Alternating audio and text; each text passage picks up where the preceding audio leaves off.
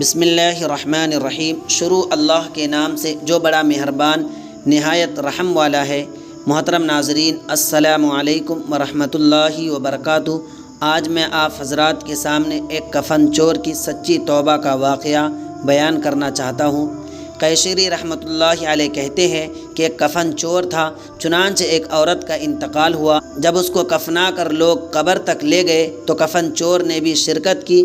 اس کی شرکت کی وجہ یہ تھی کہ قبر کی شناخت کر کے رات میں قبر کھود کر کفن چرانے میں آسانی ہو۔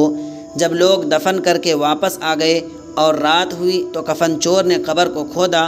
جب لاش نظر آئی تو اچانک عورت بول پڑی، سبحان اللہ، ایک بخشا ہوا شخص بخشی ہوئی عورت کا کفن چرا رہا ہے۔ کفن چور چونک پڑا اور کہنے لگا، اے عورت، یہ تسلیم ہے کہ تیری مغفرت ہوئی ہے، لیکن میں کیسے مغفور ہو گیا؟ عورت نے کہا، اللہ تعالیٰ نے میری مغفرت فرمائی اور ان لوگوں کی بھی مغفرت فرمائی جن لوگوں نے مجھ پر نماز جنازہ ادا کی تھی۔